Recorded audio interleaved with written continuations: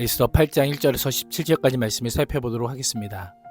하만은 자신이 모르드게를 죽이려고 만들었던 나무에 달려 죽음으로 파멸을 맞이하였습니다.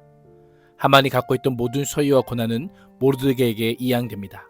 에스더는 하만의 조서를 철회해달라고 왕에게 요청합니다. 이에 유다 진멸 조서를 막을 새로운 조서가 반포됩니다. 1절과 2절은 모르드게에게 모든 권한이 주어짐입니다. 아하수에로 왕은 하만이 처형을 당한 바로 그날 하만을 에스더의 원수로 여기고 하만의 집을 에스더에게 줍니다. 주다라고 하는 단어는 구약에서 하나님께서 전쟁에 승리를 주실 때 사용하는 표현입니다. 왕이 에스더에게 하만의 집을 준 것은 에스더가 하만과의 전쟁에서 이겼음을 의미합니다. 하만의 집과 재산과 사람에 대한 생사 여탈권과 모든 권리를 에스더에게 준 것입니다. 잠언 13장 22절 하반절에 죄인의 재물은 의인을 위해 쌓이느니라 라고 하는 말씀이 성취되는 것입니다. 에스더는 왕에게 모르드게와 자신의 혈육적 관계뿐 아니라 모르드게가 자신을 어떻게 양육하고 지도해 왔는지, 모르드게와 자신 사이에 있었던 일들을 밝히자 이 소식을 들은 왕은 모르드게를 자신에게 오도록 허락합니다. 왕은 하만에게 주었던 자신의 인장반지를 빼서 모르드게에게 줍니다.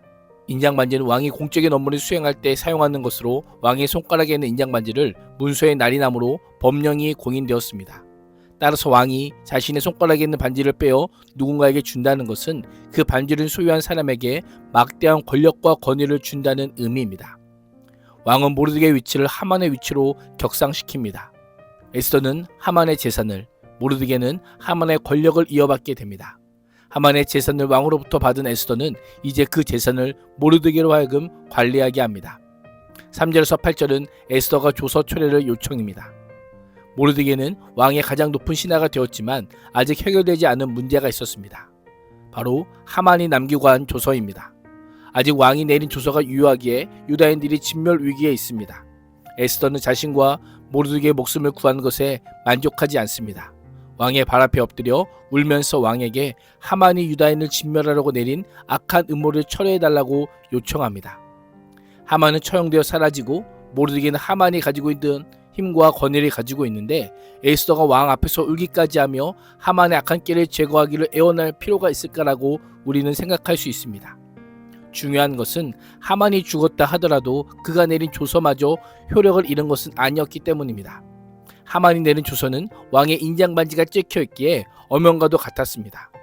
한번 어명을 내려진 조서는 다시 취소할 수 없었습니다. 왕이 금규를 에스더에게 내밀자 에스더가 일어나 왕 앞에 서서 말합니다.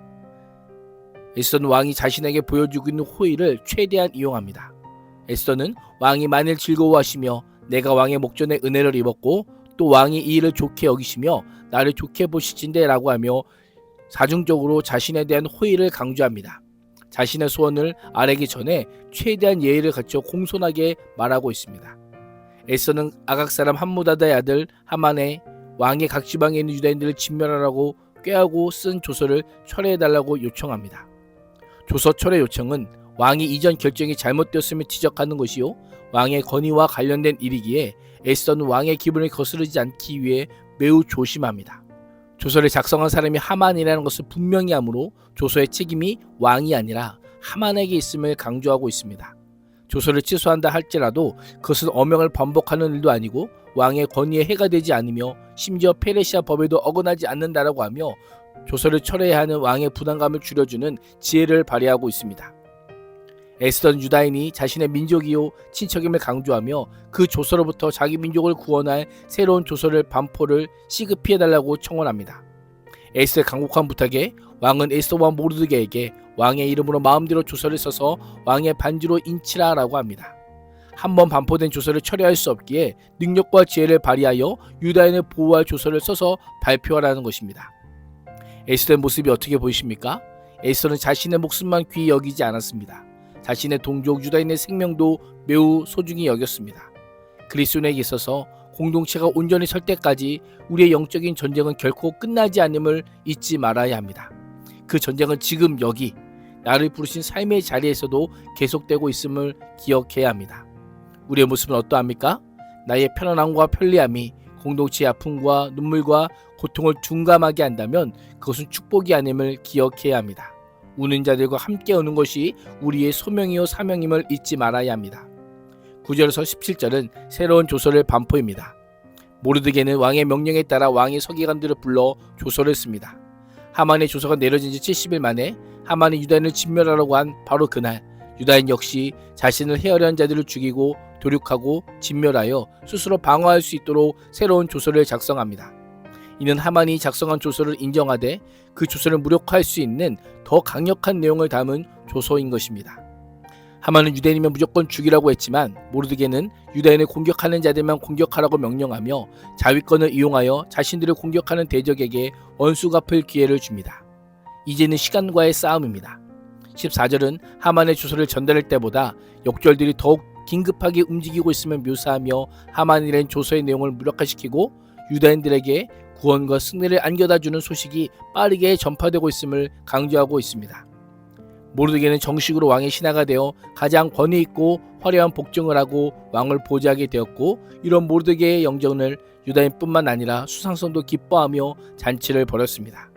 유다인에겐 서광이 비치는 기쁘고 즐겁고 자랑스러운 날이었던 것입니다.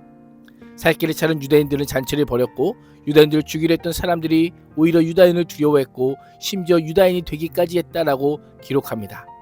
이방인들이 유다인이 되었다는 것은 모르드게와 하만의 사건을 통해 유다인의 역사하신 하나님의 구원을 보고 많은 사람들이 하나님의 백성이 되었던 것입니다.